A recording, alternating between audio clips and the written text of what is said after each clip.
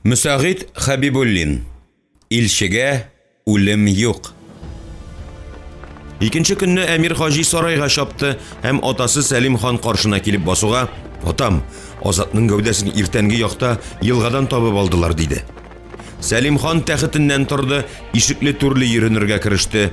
Ул әлегә кадәр оста Дәүранны нәрсә эшләтергә белми иде. Җае чыгып торуга кинәнеп куйды.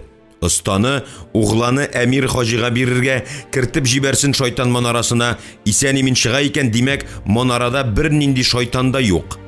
Инде үтерәләр икән, я Худа, әйткән сүзе хак булып, оста гомере аның гомере булса, останы миңа бирсәгез икән, атам, диде Әмир хаҗи, атасының кем турында уйлавын белгән сыман. Сәлим хан угланына гаҗәпләнгәндә итте, әмма сер бирмәде. Халык ни әйтерсең? Мин аңардан Калгамнан ерак түгел яңа кала салдырам. Тиңе булмаган кала. Идел буенамы? Әйе. Әүвәл вәзир Исхак кайтсын. Мин аны яңа калага урын сайларга җибәргән идем, диде хан. Кайтсын, диде килешеп Әмир хаҗи. Останы алып китә торыйм. Сызымнарны эшли торыр. Алып китәрсең, диде Сәлим хан. Тегисеңдә тотсаң иде. Кайда гына яшәмәсен, ниләр генә кылмасын, оста исән булырга тиеш. Ул минем кылымдыр. Башыннан бер бөртек шәче дә төшмәс, атам. 15-нче бүлек. Бер атнадан соң хан зинданында ятучы оста Дәүранны 10 Азат белән Кашанга алып киттеләр. Барысы да күрделәр останы алып киткәнне. Сарай булдырына чыгып, хан кызы Назлыгөл дә оста егетне затып калды. Оста Дәүран хан сарае күздән язганчы кайрылып шул якка карады. Саг астында алып кайтса да, Әмир хаҗи останы зинданга япмады. Иртәгә үк яңа калага сызымнар сыза башлыйсың дип, кайчандыр Кәтип Хафиз яшәгән бүлмәдән урын бирде. Мин башта яңа кала салынасы төбәкне күрергә тиешмен, Әмир, диде оста. Әмир хаҗи башманны чакыртып алды һәм останы аның белән яңа кала салынасы төбәккә җибәрде. Киткәндә әйтте: "Оста сызымнарны Казан кирмәнендә эшләр, баһадир. Үзенә аерым өй бир, күзәт, тәрбияле тот, күз кулак бул." Баш өсте Әмир, миннән качмас, миннән качкан кеше тумаган әле, диде мактана төшеп башман баһадир. Белеп торсаң иде, баһадир, оста Дәүран качкын түгел, ул бер каяда качмас. Кала сала башлауга мин аңа ирек бирәчәкмен, диде Әмир. Дигән булды баһадир башман һәм юлга җыена башлады. Бер айдан Казан кирмәненә килгән Әмир хаҗи Дәүран останың сызымнарын күрде дә, ис киткеч дәрәҗәдә канәгать калып, кулыннан килгәнчә атасының кылына ярдәм итәргә булды. "Син миңа бик күп игелек кылдың, оста. Шайтан манарасы өчен дә, инде менә яңа кала сызымнары өчен дә 1000 рәхмәт.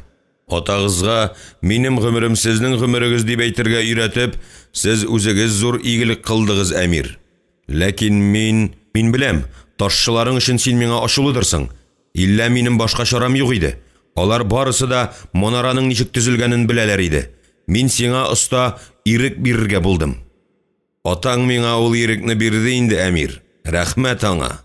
Вәгъдәне сиңа акылына җиңеләя башлаган атам түгел, Әмир хаҗи бирә." Кем ул Әмир хаҗи? Сәлим хан угланымы? Йөзләгән ташчымны елгага башларын чабып ташлатучымы? Шул кеше ирек вәгъдә итәме миңа? Дуамалга йөгән, усалга битлек кигезерләр, ди оста. Ирекне мин сиңа хәзер үк бирә алам. Мин коры сүзгә ышанмый башладым, Әмир. Коры кашык авызны йыртыр диләр. Миңа ирек бирүң хак булса, мөһерең сугып, язу язып бир. Мин биргән вәгъдәләргә ышанмый башладым. Ирек бирсәгез генә кала салырга керешермен, Әмир. Башта эшең күрсәт, оста, эшең. Һич югы сарайыма нигез сала башла. Шул булыр сиңа Әмир хаҗи сүзе. Оста Дәүран аягүрә басты, Әмиргә түбәнчелек белән баш иде. Әмир хаҗи оста егеткә күзен текәп: "Үҗәт, кыю, тәвәккәл, горур, матур кеше, Назлыгөл ошбу остага гашыйк" дип сөйләгәннәр иде. Чын булып та кую бар дигән нәтиҗәгә килде. Ил дөнья гизгән бер дәрвиш хаҗига хикмәтле сүз әйткән иде. Һөнәр иясе буларак һәр оста үз-үзенә хан, акыл ияләре буларак без үз-үзебезгә хан. Дәшмә остага. Кешене изге юлга салу, аны юлдан яздыруга караганда 1000 тапкыр кыенрактыр. Кем әйтмешли, шәүләне турайту өчен иң әүвәл шәүлә ясаучыны турайтырга кирәк. 2 көннән Әмир хаҗи оста Дәүранга ирек бирде. Мөһер Әмирнеке иде. Оста Дәүран тамга язуны кулына алды да бик озак битенә каплап торды. Аннары түшенә яшерде. Шуннан соң гына Әмиргә баш иде. Оста, син бүгеннән ирекле кеше. Мин сезгә бурычлымындыр, Әмир. Вәгъдә иткән каланы күтәрергә иртәгә үк керешә алам. Бик әйбәт, диде Әмир. Әзерләнеп тор. Тагын 3 көннән аны яңа кала салынасы урынга алып киттеләр. Иделнең сул ягында таудан меңләгән ташчы таш чыгара иде инде. Бер атна дигәндә янә меңләгән ташчы килде. Дәүранның йөрәге кысылып куйды. Алар арасында кыллар да бар иде. Әмир шул төбәккә килүгә Дәүран аның аягына төште. Әмир, кылларга ирек бирегез. Мин кыл ташчылар белән эшли алмыйм. Кылшура эш кешесе түгел. Аз түләсәң дә иректә эшләтү 1000 тапкыр кулайрак.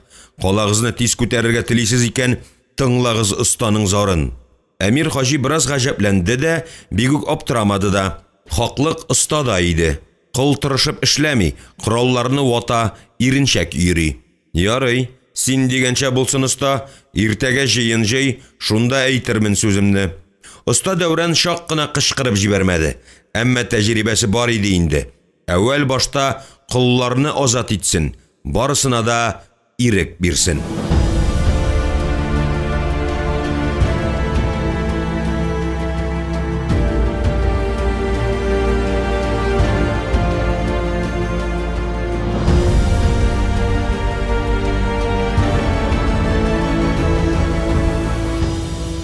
Он 16-нчы бүлек. Көтмәгәндә килеп кергән Башман Баһадирга Әмир хаҗи хәтта күтәрелеп тә карамады. Әмирнең тез өстендә кече угланы Жаббар утыра. Һәм углан ижекләп китап укый иде. Бала тотлыгып калганда ата кеше сукраны бала. Гали абыең сине кебек шакта шартлатып укый иде инде. Син әле һаман әлипне таяк дип белмисең, диде Әмир хаҗи һәм ишек төбендә басып торучы Баһадирга күтәрелеп карады. Нинди йомыш китерде Баһадирны? Башман Баһадир авызын да ачарга өлгерми калды, углан кычкырып, "Тимер тапкан тилмермәс, бала баккан көн күрмәс", дип әйтеп салды. "Ха, әйткәннәр бабайлар", диде Әмир. "Бала баккан көн күрмәс. Ни йомыш төште Баһадир әмиреңә?" Башман Баһадир асрауның угланны алып чыгып киткәнен көтеп алды да бер урында таптанып калды. Әмир аны ашыктырмады, аякларына кеш тиресеннән тегелгән юрганны ябып, яна Баһадирга бакты. Әллә нигә тезләре шый, кыш көне ауда салкын тиде ахры. Шәшкә ананы чакыртасы иде дә, һаман җае чыкмый тора. Аның кулы шифалы, җиңел була торган иде. "Кала ничек анда, Баһадир, ташчылар ничек эшлиләр?" "Ирек дип лаф урдылар, инде иректә бирдем үзләренә. Ничегрәк эшлиләр, күтәреләме кала?" "Ай үсәсен көн үсә сарай, Әмир." "Яхшы, йомышың әйт, Баһадир." Әмир чынмыдыр, ялганмыдыр, сеңлем Зәйтүнә шайтан каласына йөри икән дигән гайбәт җиткерделәр. "Йөрүе гайбәт түгел, шуннан ни, тик йөрсен." "Әмир, кыз балала ул, шайтан кирмәнендәге азатларны беләм мин, тешләк халык." Әмир хаҗи көмеш кыңгыравын зиңләтте. "Ни булды, Әмирем?" дип хатыны Акбикә килеп керде. Шулай диде дә, ишек төбендә басып торучы Баһадирны күреп, авызын яулыгышы белән каплады. "Зәйтүнә һәр көнне кая югала, бикә?" "Урманга җиләккә йөри, Әмирем, тубал-тубал җиләк җыеп алып кайта." "Үзе генә чыгамы, сак беләнме?" "Әмирем, урманың Йомагыл Тарханын саклый түгелмесең?" "Таптың урман саклый торган кеше, бикә. Ясавылның кул астында 6-7 азат, Тархан Йомагылны бер азат озатып йөри. Кая гына өлгерсен ул? Ясавылның Зәйтүнәне карауллап йөрергә вакыты юк. Бикә, Зәйтүнәгә әйт, моннан соң ялгызы гына урманга йөрмәсен. Әллә кемгә очрап куюы бар. Мин беләм, Зәйтүнә бер нәрсәдән дә курыкмый. Уктан ала башласа, мәргәннәрең бер якта торсын. Кылыч белән дә ару гына селтәнә икән. Аннары килешми кыз балага бер үзенә урманга йөрү. Кешедән яхшы түгел. Баш кодалар килеп тора, әллә ни уйлаулары бар." "Мин алай дип әйтмәс идем, Әмирем. Болгар хатыннары гомер-гомергә урманга җиләккә йөргән." "Җиләккә йөрсен, бер сүзем дә юктыр. Шайтан каласына нигә бара? Ни калган аңа анда? Менә шуны белсин, бикә. Каясың әле Зәйтүнә үзе?" Иртәнге якта ук урманга җиләккә дип чыгып киткән иде. Тагын җиләккә, әйттем бит инде. Килешми аңа япа-ялгыз җиләккә йөрү. Син алай ук кырт кистереп куйма әле, әмирем, ярамый дип. Беләсең килсә, борын заманда туран хатын кызлары ирләре белән бер сафта дошманга каршы чыкканнар. Сеңлемне угатарга, атта йөрергә бик яшьли өйрәткән идем, әмир, диде Башман Баһадир. Мин әмирем Зәйтүнәгә көнләшеп карыйм. Тели урманга җиләккә чыгып китә, тели шайтан каласының мөгъҗизаларын күреп кайта. Ул кирмәнне минем төзелеп беткәннән бирле күргәнем юк. Манарасы биек икән, өске мәйданчыгыннан карасаң, дөнья читләре күренерлек икән ди. Барасым килә шунда бер. Бик барасың килсә, бар, күр, кара. Әнә Баһадир озата барыр, диде Әмир хаҗи битараф бер рәвештә. Акбикә Баһадир ягына сирпелеп алды. Тегенең ризалыгын сорагандай итте, әмма Баһадирның ризалыгы йөзенә үк чыккан иде. Рәхмәт, әмирем, игелегеңне онытмам, диде бикә. Тик бүген түгел, бикә. Бүген анда мин үзем барып кайтам. Тимерче Әхмәт ямсезләнә башлады. Алашыгына Яким Күчтем сәүдәгәрнең энесе апанайны алган. Углы Бәкерне урыс кызына өйләндергән, өйләндермәкчеме ди. Чынлап та шулай булса, зинданга ябам мин аны. Кырын эшләре расланса дим. Ике дә уйламый ябам. Анысы синең эшең, әмирем, диде бикә, һәм Баһадирга таба борылып, барыр көнемдә үзем хәбәр иттерермен, Баһадир, дип чыгып китте. Әмир, саксыз юлга чыкмагыз, урманда ишләре белән җикмәргән яши икән дигән сүз йөри. Булмас. Ышанасым килми, Баһадир. Тубыкбай энесе җикмәргән качкын минем урманда йөрсә, бер күренмәсә бер күренер иде. Әдәм баласы бүредән дә сизгеррәктер, әмир. Алайга калганда минем дә шигем бар. Җикмәргән саллы егет иде. Хан кулыннан мәргән атын алган кеше. Нигәдер минем дә ышанасым килми килүендә. Аллаһы Тәгалә сакланганны саклармын дигән. Абысына муен бирмәгән җикмәргәнгә ни кирәк булды икән безнең урманнарда? Мин кайчак шиккә калам, Баһадир. Кызларны да шулар урламыйлар микән? 2 айга 3 кыз юкка чыкты. Ни мәетләре, ни үзләре дигәндәй, кызларны үргәнеш сәүдәгәрләре урлыйлар, әмир. Урлыйлар да Олуг Мөхәммәд куштаннарына саталар. Безнең ак тәнле кызлар үргәнештә бәһәле. Шулай ук Олуг Мөхәммәд кешеләре микәнни? Илчесе өчен үч алуымы? Һич булмас димә. Бик ихтимал хәл. Тик кем хәбәр итеп тора микән аңа? Димәк, сәүдәгәрләр арасында Олуг Мөхәммәднең үз кешеләре бар. Таймас Баһадирны карый микәнсең? Туры килсә, Таймас Баһадир үзе сатып җибәрәчәк кызларны, әмир. Бик ихтимал, бик ихтимал. Эшә, азгын, әмма атама ярый белә. Теше телле, юмакай, юха йылан кебек. Ярый, анысы икенче мәсьәләдер. Җикмәргәннең безнең урманнарда йөрүен атам белә микән, юк микән? Юк сүздер, әмир. Җикмәргән алай йөрмәс шикелле миңа. Ярый, Баһадир. Мин шайтан каласына киттем. Үзем белән Тимерче Әхмәтне алырмын. Оста Бәкерне кырып ята икән анда. Кая әле син, бусага баш? Җирән кашканы йерле. Көнен әйләнергә исәбем. Әмир хаҗи Башман Баһадирның киңәшен тотмады. Сакны гадәттәгечә алды. 10 азат. Башта әмир Тимерче Әхмәт алашыгына юнәлде. Тимерче Әхмәт кашанда зур алашык тота. Һәм углы Бәкер ясаган шуенны тимер итеп тирәюнгә сатып ята иде. Игенчеләргә авыл халкына корал, сабан, тырма, сука, балта, шүкеш, шишлегә кадәр ясый иде Әхмәт. Аның янында һәр чак сәүдәгәрләр булыр. Шунда ук әмирнең казна башы, корал сатудан җыелган акчаның 10ннан бер өлеше әмир казнасына керергә тиеш. Тимерче Әхмәт эшкә ныклап кереште. Шит илләргә тимер сата башлады. Көннән көн тимерчене күзәтү авырая, ул күрәләтә мөстәкыйльлеккә омтыла иде. Тимерче алашыгына әмир 10 азатын ияртеп килеп керде. Алашык капкасын әмиргә киереп ачтылар. Тимерче Әхмәт алашыгын биек дивар белән уратып ята. Капкалар утыртып, сакчылар куймакчы икән. Тимерче Әхмәт кул астында 1000гә якын кеше эшли. Куллар тотмый, файдасы юк дигән була. Әхмәт һәммә эшчесе белән дә уртак тел таба белә. Осталыгына карап, хезмәт хакын түли, кирәк икән өй салырга да ярдәм итә диләр. Әмир хаҗи гомумән тимерчеләр, һөнәрчеләр белән кызыксынмады. Казна башы тота һәм салымнарны төгәл үти. Кул астындагы 7-8 кеше белән барысына да өлгерә иде. Шул ук вакытта еш кына нәкъ менә Тимерче Әхмәткә зарлана иде. Имеш, алтынны капшыклап йөртә, әмир казна башын санга сукмый. Әмир хаҗиның Әхмәт эшенә кысыласы килмәсә дә, кул астындагы кешесенең узынуы, үз баш хакимлек итүен ошатып җиткермәде. Килүе шуның өчен иде. Әмма аның тимерче белән бәхәскә керәсе килми иде. Эшләгән кешегә аркылы төшмиләр. Туры кеше буларак, бәлкем Әхмәт казна башка кул ишына бирмәгәндер. Шуннан зарлана, шуннан бу адәм турында кытқы таратадыр. Мәгәр дөрес булмаса да, ул әмир иде һәм үзенең хакимдарлыгын сиздерәсе килә иде. Ишек алдына килеп керүгә, әмир туп-туры бер читтәрәк торучы тимерче останың өенә таба юнәлде. Өй янына җитүгә, сикереп атыннан төште, тезгенен жан сакчысына ташлады да, болдырда басып торган тимерчене күрмичә, дөресрәге күрмәмешкә салышып, өйгә узды. Көтмәгәндә, уйламаганда әмирем, диде аның артыннан ук ияреп кергән тимерче Әхмәт. Хәлләр иминме, оста? Аллага шөкер кылып яшим, әмирем. Сукранасым килми, сукранып караган чакларым да булды, сукыр бер тиен бирүче дә булмады. Бир дигәнгә кеше соңгыраулы баса.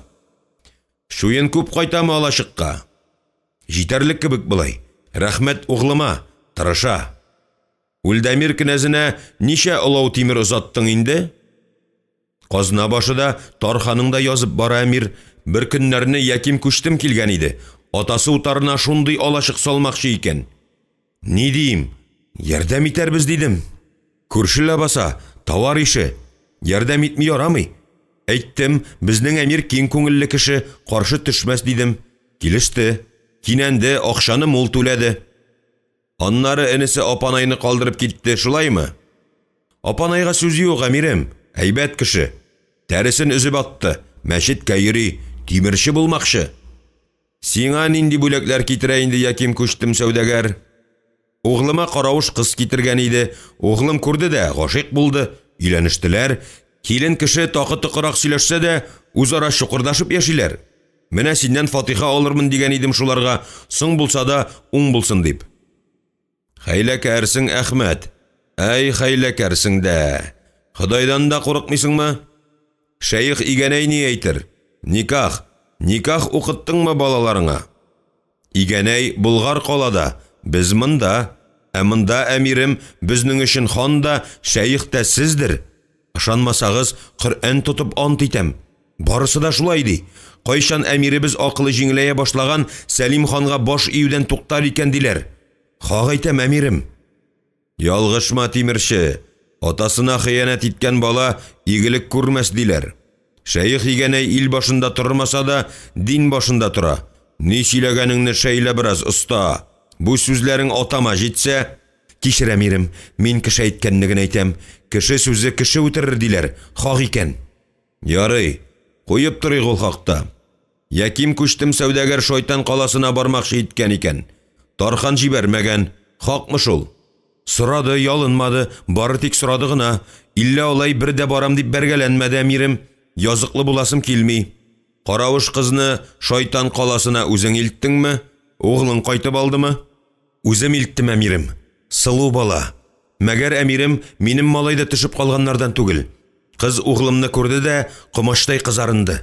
Көтмәгән икән шушындый сынбатлы егеткә тап булырмын дип. Каравыш кыз бит. Кыз да бер кашык су белән кабып йотарлык. Кавыштылар, каршы килмәдем. Якимдә канәгать калды. Кимсетәсем килмәде. Сер булса да әйтим инде.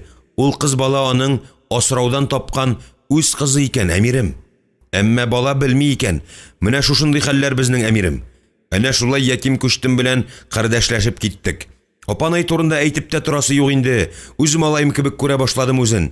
Никахны укытырбыз аны, әмирем. Никах ни ул? Саф мәхәббәткә никах 3 тиен бакырдыр. Мәхәббәткә үлем куркыныч, әмир. Үлем. Кирәк дип табалар икән, мәчетенә дә, ширкәүнә дә барырлар. Кызның да күңеле булыр, егетнең дә. Ул арада озын өстәлгә 2 савыт әче бал китереп куйдылар. Әмир хаҗи савытны күтәреп эчеп куйды да, мыекларын сыпырып. Балыңны кем ясый? Бигрәк усал, бигрәк татлы дип сорады. Ширмеш карчыгы, алтын куллы карчык, белмәгәне юк. Оста, бик күп яңалыклар сөйләдең, рәхмәт сиңа. Балың өчен дә рәхмәт. Иллә бер бөртек гөнаһың булмаса да, мин сине бүген зинданга ябам. Ya Rabbim әмирем, синең алда гына түгел, Аллаһы Тәгалә алдында да гөнаһым юктыр шикелле. Әйе, һич югы сәбәбен әйтер идең. Мин моны шуен кыю сире яким күчтем сәүдәгәр кулына күчмәсен дип эшлим, оста. Ишетсеннәр, шаукымы Үлдәмиргә барып җитсен. Ә хәзер, диде Әмир хаҗи һәм алдындагы бал савытын этеп җибәрде. Җыен, шайтан каласына барып кайтабыз. Баш өсте әмирем. Әмир хаҗи ишеккә таба атлады, оста янына ярдәмчесе килде, сак кына иңенә кагылды. Йөзбаш керсен, тиз йөр, диде оста Әхмәт җитди төстә. Мин монда иям дип килеп керде Йөзбаш. Әмир мине шайтан каласына алып китә. Азатларың алда бераз кала төшеп артыбыздан бар. Аннары Әхмәт үз киемнәрен алыштырды, булдыр янына ук китергән атка атланды да, шаптырып капкадан чыгып барган Әмирне куа китте. Аты туягыннан шәшрәгән балчыкларга караганда, Оста Әхмәт гаятә ашулы, гасабилана, иллә бер дә куркып юлга чыкмый кебек иде. Тимерче Әхмәт каланы чыккач кына Әмир хаҗины куып җитте. "Һәй Әмир, янәшәңнән урын бир" дип кычкырды ул килеп җитәр җитмәс. Әмир янәшәсендәге ике азат читкә кайрылдылар. Оста Әхмәт атын тыя төшеп, Әмир белән янәшә атлатып бара башлады. Әмир хаҗи останың бу кыланышына гаҗәпләнүен сиздереп, артына әйләнеп карады. Оста артыннан бераз кала төшеп, йөзләп азат килә иде. "Кемнәр булар? Синең шируыңмы?" "Сезнекеләр, әмирем. Бүген мине саклыйлар. Кирәк икән иртәгә сезне." "Хәер, кем ул азат? Кем күбрәк түли, шуны саклаучыдыр, әмирем. Тимерчеләре өчен борчылуларыдыр. Әмир зинданга ябам дип янады бит. Ишетеп тордылар." "Минем ни теләгәнне аңламадың булып чыга, оста. Минем синең хакта кайгыртуым иде. Оста Дәүранны да үзе турында кайгыртып, хан зинданыннан коткардыгызмы, әмир?" "Оста Дәүран ирекне алтын бәһасенә сатып алды дияргә була", диде Әмир хаҗи атын куалый төшеп. "Ирекне сатып алмыйлар, ирекне яулыйлар, әмирем." "Ирекне әле ничек кенә сатып алалар, оста? Ибраһим хан Болгар каланы саклап калу өчен Үлдәмир кнәзе Юрий Долгорука күпме алтын түли? Аннары атам, ул гынамы, Китан атлы малаена сеңлесе Рөкыяны биреп җибәрә. Үткән эшкә салават, әмирем. Мине бүгенгесе борчый. Шайтан каласына нигә бара икән, әмирем?" Әмир хаҗи җавап бирмәде, атына камчы белән сукты. Туры айгыр кушаяклап алга ыргылды. Иллә оста Әхмәт Әмирнең атын бик тиз куып җитте һәм йөгәненә ябышты. "Тпро, ашыкма, әмирем. Вәгъдәгезне бирегез. Тимәссезме угълыма?" "Мин угълыңны яман эштән коткарырга дип барам, оста. Шайтан манарасына ябыпмы? Аннан берәүнең дә исән чыкканы булмады әле. Яшь азатны да кертеп харап иттегез. Аңа бит сабыйга яшисе иде, әмирем." Әмир хаҗиның оста Әхмәткә ашуы килә башлады. Ул зәңгесенә басып, ярып килгән тимерче азатларына күз төшереп алды. Шүрләве түгел иде. Әмир хаҗиның бер кайчанда бер кемнән дә курыкканы булмады. Бүген оста аның ышанычын какшатырга маташам әллә. Ашу чыкмаслыкта түгел, ат йөгәненә үк ябышты, ә күңел әмер бирергә, җәза кылырга күнеккән, куллар шуңа җайлашкан, теге вакытта куллар белән ни кылды, үкенмәде түгел, соңыннан бик тә үкенде. Әмма хагы иде, җәза бирүдән дә туктала алмады. Аннары яшь азат, хаклы оста. Аны анда кертеп җибәрергә хакы юк иде аның. Әмма кертми дә булдыра алмады. Ә бит билде үтерләсен, үзе үк әмер бирде. Останың кулына куй майында кайнатылган камчы белән суга да ала иде, әмма кулы күтәрелмәде. Останың хәрәкәтендә хилафлык юк иде. Ул аны явызлык кылудан тыярга тели. Хәтта 100 азатын да алып чыкты. "Синең углың Бәкер минем өчен иң кадерле кешеләрнең берседер, оста. Мин аны һәр тарафта да яклармын." Әмир шулай дигәч кенә, Әхмәт көмеш тәңкәләр белән бизәлгән йөгәнне җибәрде. "Мин сезгә ышанам, әмирем", диде. Ниһаять алда шайтан каласы күренде. Атларны куалый торгач, капкалар янына да килеп җиттеләр. "Һей, кем бар анда? Асма күперне төшерегез, капкаларны ачыгыз", дип кычкырды Әмир хаҗи. Гадәттә моны алдан килеп җан сакчылары эшли иде. Бу хәлгә кирмәндәге каравыл башы аптырый калды, үзе капка манарасына менеп карады. Чынлап та Әмир кычкырамы янәсе. Һәм Әмир хаҗи икәненә инангач кына асма күперне төшерергә, капкаларны ачарга буйырды. Шыгырдап күпер төште, җилләнеп капкалар ачылды. Әмир хаҗи ат корсагына үкшәсе белән тибә-тибә, кабалана төшебрәк күперне узды. Капкага җитүгә каравыл башка: Минем жан сакчыларым кергәч тә, күперне күтәр, капкаларны яп дип боерды. Кирмәндәге ясавыл азатлар шулай иттеләр дә, әмир белән оста һәм жан сакчылар үтүгә күперне күтәрделәр, капкаларны яптылар. Бусы нигә тагын диде, гаҗәпләнә төшеп тимерче Әхмәт. Әмир хаҗи аңа бер сүз дә әйтмәде. Атыннан төште, тизгенен жан сакчысына ташлады да, өтәләнеп торган каравыл башка. Алып бар мине Бәкер улан янына диде. Ул өендә хакимдарым диде каравыл башы. Оста, әйдә, кунак булыйк әле бер уланыңда. Кәләшен күреп чыгыйк. Әмир хаҗи өй булдырына җиңел генә менеп китте, әмма ул узуга Әхмәт каршына бусагада торучы Азат пәйда булды. Остага аркылы төште. Әхмәт аны силтәп кенә җибәрде дә өйгә керде. Аркылы тора әлдә, эшне пешереп, диде ул. Сукрана түр якка узды. Әмир хаҗи исә өйгә кергән өстәл янында утыра иде инде. Ул арада шуен кыюшы Бәкер керде. Тыйнак кына әмир белән, аннары атасы белән исәнләште. Сәламың алдык, утыр әле каршыма Бәкер, диде әмир хаҗи тыныч кына. Атам, әллә нигә кәефең юк кебек, диде Бәкер утыра. Атаң исән сау, Аллага шөкер. Менә синең хәлең белергә килдек. Ишмасам сыйлар идең, авыз кипте. Юл буена әмирем белән ызгышып килдем. Аңа ил җитми, миңа җир җитми. Синең барысы да җитешле икән, әлхәмдүлиллаһи. Инәңә әйтерем, куаныр. Кайтмыйсыз да, ишек башыннан ук ясавыл саклый үзеңне, кадерле кешегә әверелеп барасың. Ни кырып ятасың инде? Шуен кыюшы уланга сорауларым үзем бирермен, ата кеше. Шулай итәрсез әмирем, мәгәр онытмасагыз иде. Шуенны үз баш куя башласа да, тимерчелеккә аны мин өйрәттем.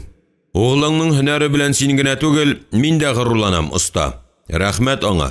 Булгар өчен изге эш кыла. Әйт әле Бәкер, шуен кайнату ысулын тагын кемдә булса беләме? Әллә булмаса, бер син генә сәләтлеме бу эшкә? Шуенны кайнатучылар булыр, әмир. Тик эш кайната белүдә генә түгел, миш сала белүдә, эреме таш сайлый белүдә, күмер кирәтә белүдә, ниһаять туктаусыз нәрсә кирәк шуны салып күзәтеп торуда. Шуен кыю ипи пешерү белән бердер. Әшеп китсә дә начар, төше булса да әйбәт түгел. Хәбәрең өчен рәхмәт. Инде әйт, кәләшең мондамы? Шуен кыюшы кәләш турында сүз чыгуга кызарынды, миш ягына күз төшереп алды. Монда әмир. Яким сәүдәгәр кызымы? Атасы Яким түгел аның. Яким аны китерүче генә, хуҗалары була. Аты ничек инде гүзәл хатыныңның? Аты Дүнә, әмир. Дөньяда бик күп кадерле һәм бәһале әйберләр була. Тик минем өчен Дүнәдән дә кадерле бер кемем дә юктыр. Аның өчен утка да, суга да керәчәкмен. Яратасың димәк. Тик белеп торсаң иде, оста олан. Ушбу дөньяда мәхәббәттән башка туган тел һәм туган ил бар. Мин белмим әле ни өчен Үлдәмирнең иң бай сәүдәгәре ушбу кыз баланы кашанга китерүен. Иллә мин аны ачыклармын. Кисәтеп куям, оста олан. Шуен кыю сире илдән чыкса, синең дә, гүзәлең Дүнәңнең дә соңгы сулышы шул көндә булыр. Шул шуен кайната торган мишкә ташлатырмын. Әмир хаҗи күтәрелде дә чыгып китте. Оста Әхмәт аның артыннан ташланды. Ата кеше углы Бәкерне тәгаен танымады. Әмир кадәр әмир белән ни тамаша сөйләшә бит. Һәй бу яшьлекне, тик кенә утырырга да бит. Әлләсең мәхәббәт дигәннәре шулай сукрайтамы, шукраклатамы кешене? Ичмасам атасына күз ташласын иде. Һич югы күз сал атаңа дип күңелдән тәкрарлыйм. Карамый гына бит. Я Хода, бу ни инде тагын? Ахыр заман киләдер. Бер дә бүтән түгел. Шул юлга чыккандыр. Оста Әхмәт әмирне булдырдан төшеп барганда куып җитте. Әмирем, кичер углымны, зинһар кичерә күр. Күңеле ашкынулыдыр. Уе яманлыкта түгел, изге бала, изге жан. Шуен кыю серен сата буламы? Башына тай типкән булса гына инде. Берәү дә белми ул серне, белмәстә. Мин дә рәтләп белмим әле. Әфсен укып эретә ул аны. Ниндидер әфсен укый да. Оста Әхмәт булдырдан төшүгә әмир каршына чыкты. Алдына чыгып тезләнде. Тор, оста, диде әмир хаҗи. Углың бик әйбәт сөйләште. Горурланасы ит. Шуннан тынычлан. Тынычлан да бераз уйланып кара. Ни өчен нәкъ менә сиңа китерә ул гүзәл кызны? Товарищләребез, дуслар, шабралар. Товар ишләре, шабралар, дип кабатлады әмир хаҗи. Товар ишләре, шабралар. Ул шабралар оста Святослав князьне дә санасак, 7 тапкыр Булгарга яу киләләр. Килгән сайын буш кул белән кайтып китмәгәннәрдер. Бездә яу баргалаганбыз анысы, әмир. Без 2 тапкыр, алар 7. Айырмасы бармы? Дәшмисең. Углың кирәк аңа. Шуен куеп ятучы углың. Гашик кеше, диванага хас кеше диләр. Жүләрлек эшләп ташламасын дип кисәтүем. Кирмәнне ышанычлы азатларың саклый, әмирем. Саклый, хак. Ләкин кисәтеп куям. Углыңа үзең дә күз кулак бул. Миштә бергә янасың килмәсә.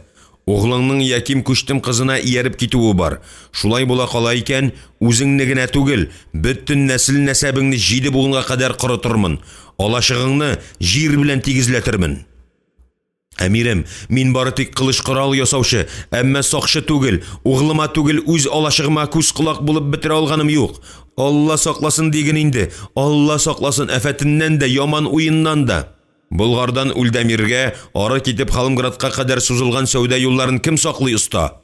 Углың Үлдәмиргә кузгала кала икән, 2нче көнне үк башы кылга очында булыр. Минем анда да кешеләрем бар. Мин сине кисәттем, оста. Калганын үзең кара. Хәзер бар, углың белән саубуллаш та, минем белән кашанга кайтырсың. Азатларың да ялыкканнардыр. Кайтырмын, әмирем. Әмиргә атын китерделәр, ул җиллегенә сикереп атына атланды да, Әхмәт булдырга чыккан углы белән саубулашкан арада кирмән дивары буйлап атлатып кына китте. Асма күпердә әмир останы көтеп алды. Күпердән чыккач, синдә оста бүген 100 азат диде. Син мине үлтерә аласың.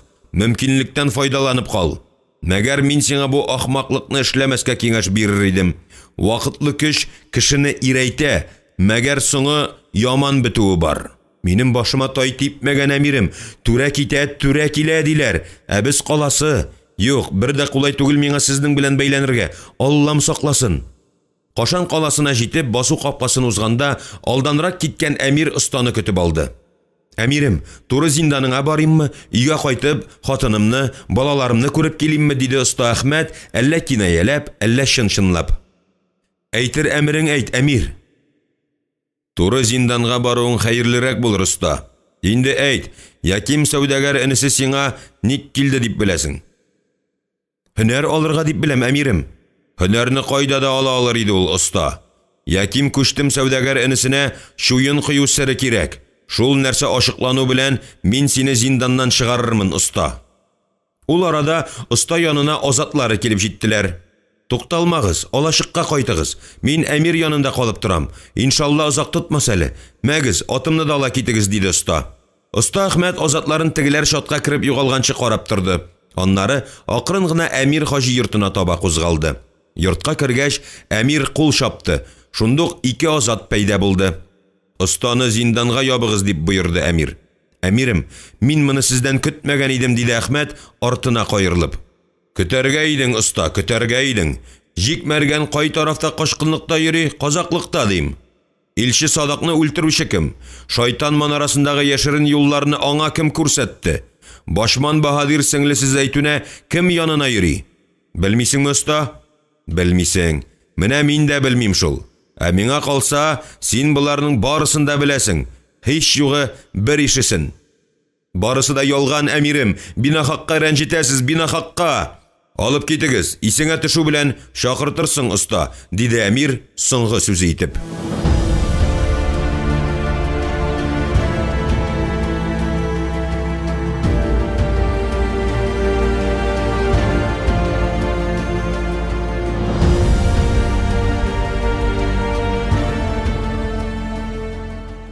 Останы зинданга ябыгыз дип боерды әмир. Әмирем, мин моны сездән көтмәгән идем, диде Әхмәт артына кайрылып. Көтәргә идең, оста, көтәргә идең. Җикмәргән кай тарафта кашкынлыкта йөри, казаклыкта дим. Илче Садакны үлтерүче кем? Шайтан манарасындагы яшерен юлларны аңа кем күрсәтте? Башман Баһадир сеңлесе Зәйтүнә кем янына йөри? Белмисеңме, оста? Белмисең. Менә мин дә белмим шул. Ә миңа калса, син буларның барысын да беләсең.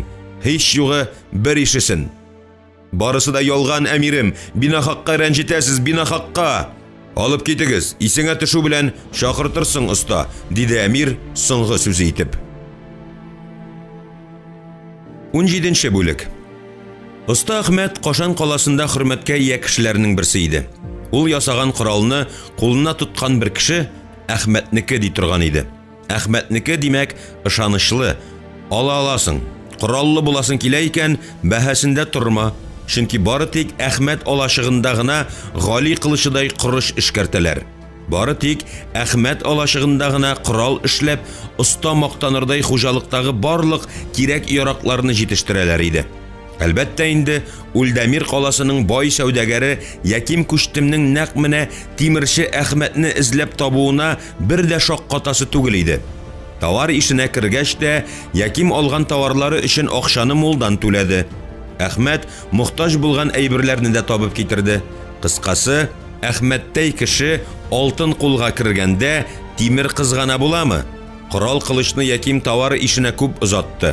Яхшы товар ишенә мал кызгана буламы Әхмәт? Мәмләкәткә кирәкләрендә сатты, кирәкмәгәннәрендә улактырды. Иллә башына бер тапкырда Яким сәүдәгәр аңардан шуен кыю сырын белергә теләр дигән уй килмәде. Илче Садакны кем үтерүен Әхмәт белмиде. Аннары кашан кызларның юкка чыгулары, каян белсен аларны Әхмәт? Төркидә кыз урлау гомер бакыйдан килә. Әмир әнә аны да аңа яга. Юк, ул аңа бер нәрсә дә якмый. Дәүләт сырын сатар дип курка. Курка гынамы? Булган хыянәтләрдә аның да катнашы бар дип уйлый. Румнар Рум уты сырын, ягъни грек уты сырын 800 ел буена саклыйлар. Табгачлар исә кагаз ясау сырын 500 елга якын сыр итеп тоталар. Төрки булгары шиннардан килгән шуен кыю сырын ничә ел саклый алыр? Әнә нәрсәне саклап тотарга исәпли Әмир хаҗи. Атасы Сәлим ханга берни дә кирәкми. Шуңа күрә Улуг Мөхәммәд илчесенә Шайтан каласына керергә ярлык бирә. Каланы Әмир хаҗи азатлары саклый. Кеше түгел, кош та ошып кермәле түгел шуен кыючылар ягына. Кирмәнгә керә кеше. Ары бара алмый. Шуен кыючылар янына манара аша узарга кирәк. Манара ишекләренең серләре Әмир хаҗи һәм углы Бәкер кулында. Аннары манарадагы өстәмә ялган култыклар, үзенә үзе ачылып киткән упкын ишекләрен оста Дәүрәндә белә. Сызымнарны ул эшли, төзүне дә ул башкара. Таршчыларның барысын юк итәләр. Манара сире бары тик 3 кешедә саклана. Оста Әхмәт зинданның сәкесенә менеп ятты. Әйе, ул нәрсәнедер уйлап җиткермәде. Шуен кыю сирен ул белә, әмма белмим дип бара. Монысын яшерә алды. Бүтін эшне углына биреп, үзе читтә калды. Бу хакта Әмир аңардан шикләнми. Ни өчен япты икән соң ул аны? Фәкать бер корал саткан өченме? Булмас. Барысы да җайланып, көйләнеп киткәч кенә нәрсә килеп чыкты. Бу Якимне дә әйтер идем инде, нигә дип шул шәш биен алып килде икән? Әллә соң чынлап та шуен кыю сырын белергә исәбеме? Кеше күңеле карурман шул. Булай бер дә андый кешегә охшамаганда кебек үзе. Уйланырлык иде Кашан каласы остасы тимерче Әхмәткә. Әмир хаҗи илче Садак Бәкерне алмага килгән дип расларга маташа. Бу бәхәссездер. Хуш, шулай да булсын ди, алып та киттеләр ди уланны, шуннан ни? Оста аларга шуен кыю сырын ашармы? Ашмас. Оста Әхмәт углын белә, муйнына бау ташласалар да ашмас. Әйе, бау ташласалар да. Менә Яким сәүдәгәр кызыкы шагына керсә, я Хода, шулай булып куюы да бар бит әле аның. Углы кызны ярата. Әйе, кызны түгел, хатынын, хәтта ярата дию генә аздыр. Үлепләр ярата. Хатын өчен жан тәслим кылырга әзер. Оста Әхмәт бик узак вак имәннәрдән тезеп түшәлгән түшәмгә карап ятты. Бүрәнә араларына үрмәкүч тозак корган. Үзе бер читкәрәк пускан да корбанын сагалый. Пәрәүзен зур итеп, быжралый үргән. Аркылга китереп тукыган. Тамак тәмухка кертирдиләр. Әллә соң Сәлим хан куштымы угланы Әмир хаҗига аны зинданга ябарга? Моңа кадәр Әмир хаҗи оста Әхмәткә үзенә ышанган кебек ышана иде ләбаса. Әхмәт оста бишмәтен салды, баш ишенә кыстырды. Кичә аңа Яким сәүдәгәр энесе Апанай хикмәтле бер сүз әйтте. Имеш, ханнар белән кенәзләргә бер кайчанда ышанма. Аның үзен кенәз Китан эзәрлекли башлаган икән. Шуннан бирегә качып китәргә мәҗбүр булган имеш. Апанайга ышансаң, ул кенәзгә безгә Болгар белән сугышырга түгел, сәүдә итәргә кирәк дип әйткән имеш. Барысы да хак булса, хикмәтле сүз әйткән Апанай кенәз Китанга, Болгар кияүнә. Кияүн кияу, әмінә яу килә. Әллә ни зиян итә алмаса да, күпме останы, һөнәрчеләрне, ташчыларны алып китә. Теге вакытта сугышып алып киткән булса, Рөкыягә өйләнгәч, хан белән килешеп алып китә башлады. Менә китте замана. Болгардан Үлдәмиргә каша күчә халык. Үлдәмирдән Болгарга. Оста Әхмәтнең уйланып ята-ята тәмам башы катты. Иллә үз алдына куйган сорауларга җавап таба алмады.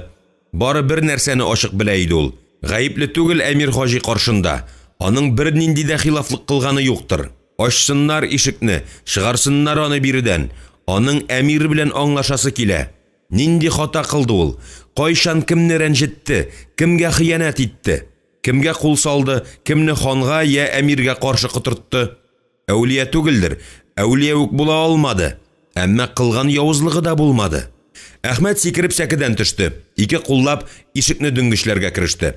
Кем баранда? Ясавыл, сакчы, аш дим, аш. Юкса ишегеңне ватам. Берәү дә аны ишетмәде, берәү дә килмәде. Берәү дә ишек тиюенә колак салмады. Оста Әхмәт тәмам хәлдән тайды. Ахыр җир идәнгә утырды. Аның янына шундук озын, шома койрыклы, борыны ышлайып килгән, күрер күзгә үк шыксыз, җирәнгеш күсе йөгереп килде. Оста Әхмәт кыта алынып сикереп торды да, жан кеше белән күсегә тибеп җибәрде. Күсе таш диварга ышып барып бәрелде, кан чәчрәде. Ул да түгел, пышмактагы тишекләрдән берсе артыннан берсе йөгерешеп күселәр чыкты. Алар шинаша-шинаша кан эчендә яткан ишләрен үзгәләргә тотындылар.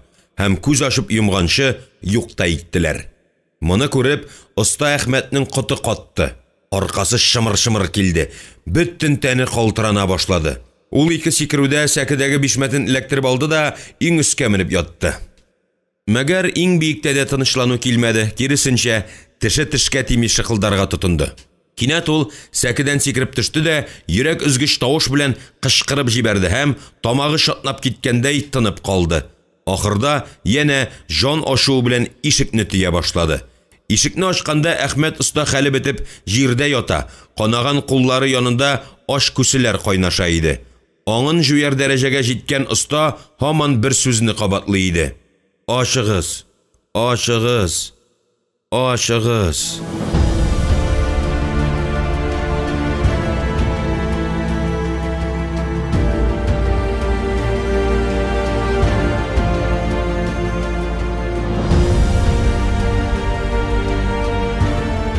18-нче бүлек. Әмир хаҗи һәр чак үзен атасы Сәлим ханнан да, энесе Илһамнан да өстен күреп яшәде. Башта ул Болгар тәхетенә утыру турында хыялланды, атасы ике туган арасындагы бәхәсне икесен ике калага әмир итеп хәл иткәч, үз кул астындагы калаларны ныгытырга кереште. Әнә шулай яманлыгы белән халык теленнән төшмәгән шайтан каласы барлыкка килде.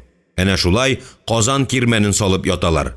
Аңарда иң яхшы урманнар, уңдырышлы басулар, су юллары, моның өстенә төн илләренә үткән һәр сәүдәгәр аның казнасына җыем калдыра иде. Бер мәлне Әмир хаҗи Болгарның баш каласын Кашанга күчерергә маташып йөргән иде. Барып чыкмады. Аксакаллар, хан куштаннары каршы төштеләр. Хәзер бөтен өметен яңа калага юнәлтте. Каланың исеме Казан булыр. Кирмәне күчкәч, исеме дә күчәр. Моңа берәү дә каршы килмәс. Хәер, яңа каланы халык күптән инде Казан дип йөри. Кала чынлап та мәһабәт булыр. Моның өчен ул оста Дәүранның кулын шиште. Теләсә нишләсен, ирек аңа. Ничек күрә булачак каланы шулай күтәрсен. Мәгәр бер нәрсәне онытмаска тиеш. Казан каласы бер дә Болгар каладан ким булмасын. Биналары, сарайлары, мәчетләре күз явын алырлык булсын. Ә инде оста Әхмәт мәсьәләсенә килгәндә, ул аны былай гына бераз куркытыр һәм сынар өчен генә зинданга япты. Һәм хак булып чыкты. Шул хәлдән соң оста аның тирәсендә тәгәрәп йөри, углын карауллый, товар ише ятимгә шикләнеп карый башлады. Оста Әхмәт аңа кирәк иде. Ул аны бер кайчан да күздән яздырмады. Әйе, яздырырлыкмы? Кем яван Фатины яллап әллә ниткән ут шагыр ясатып ята?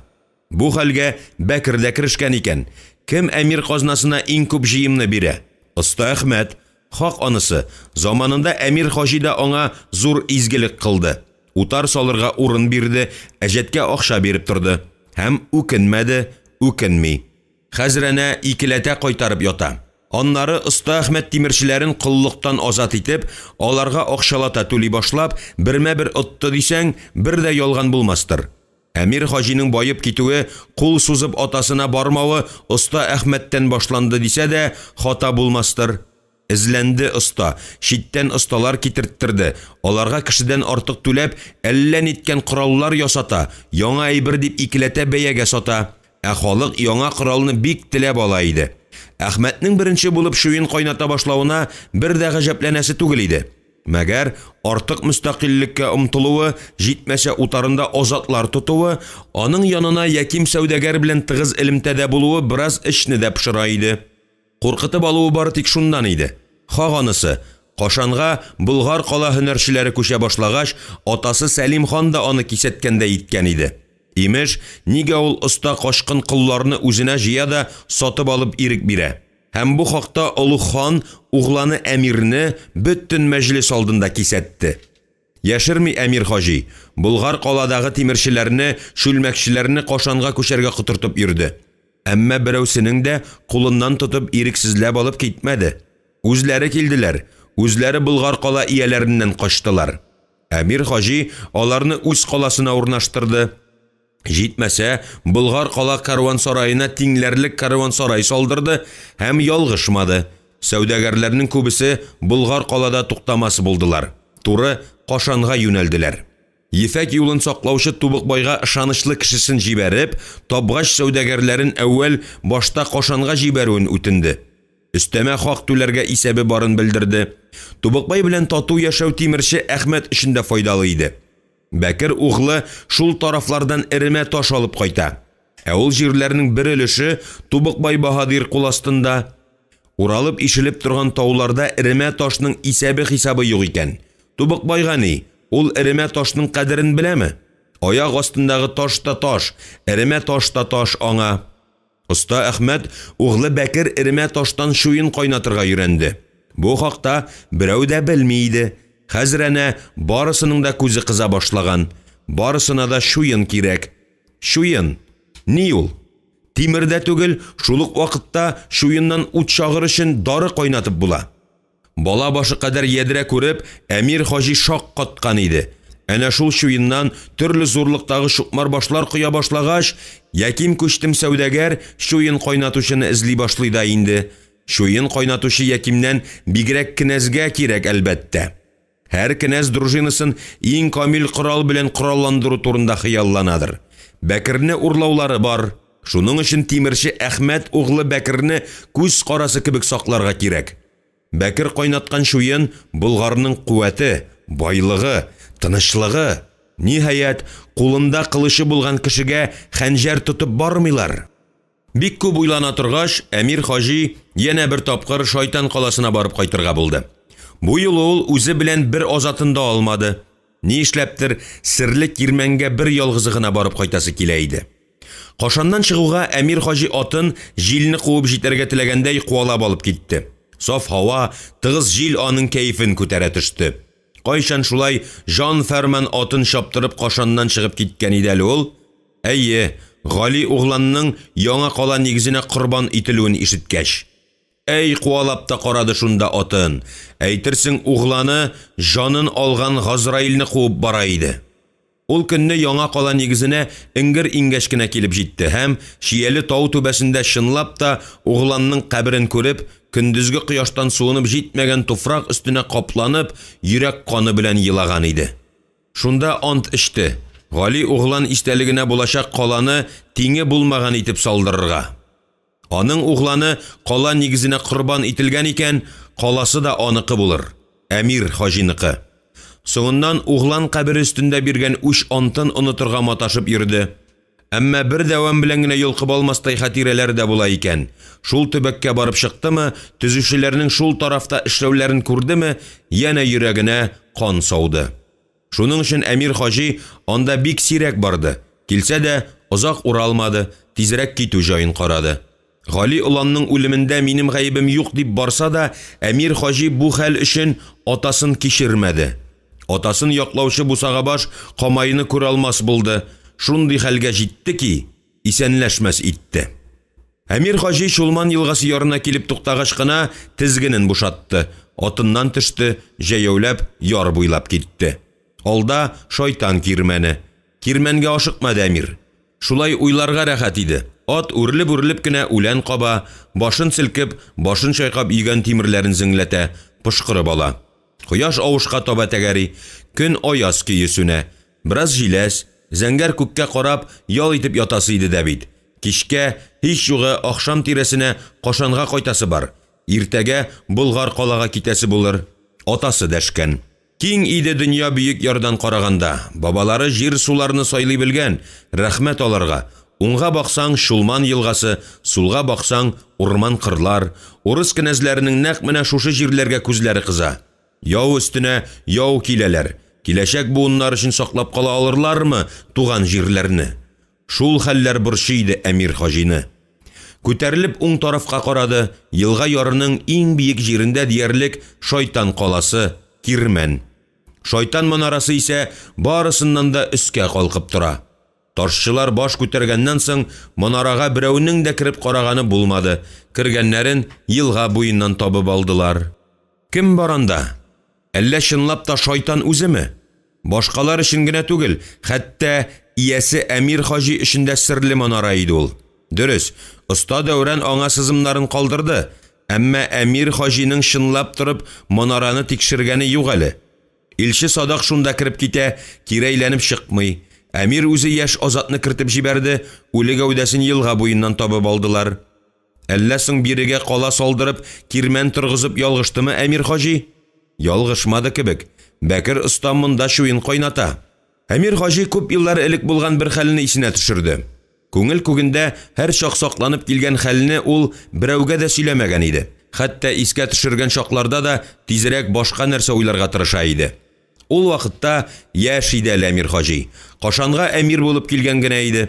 Җирләрен, биләмәләрен үз күзе белән күрергә теләп, ул менә бүгенге кебек бер ялгызы каладан чыгып китте һәм йөри торгач менә шул төбәккә килеп юлыкты.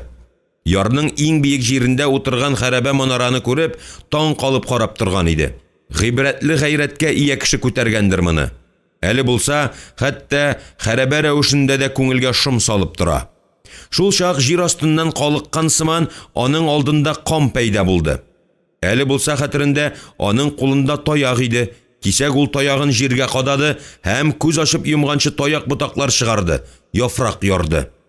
Нинди хикмәткә ия таяк булды икән кам кулында? Кам таякны янә җирдән суырып алды һәм янә таяк шәп-шәрә калды. Әмир хаҗиның ишеткәләгәне бар иде. Имеш, сергә ия таякны камнар буыннан буынга биреп киләләр. Таяк чынлап та сихри көчкә ия икән шул. Шәйх игәнәй ничә камның әнә шул сихри көчкә ия таякларын утка ташлаганы бар. Ә камнар һаман шул таякларына таянып йөри бирә. Гәрчә үзләренә ышанучы елдан-ел азая барса да. Болгарда камнарның беткәннәре юк иде. Янә бер нәрсә хәтерендә ачык калган Әмир хаҗиның камны күрүгә аты өркеп пышкырынырга тотынган иде.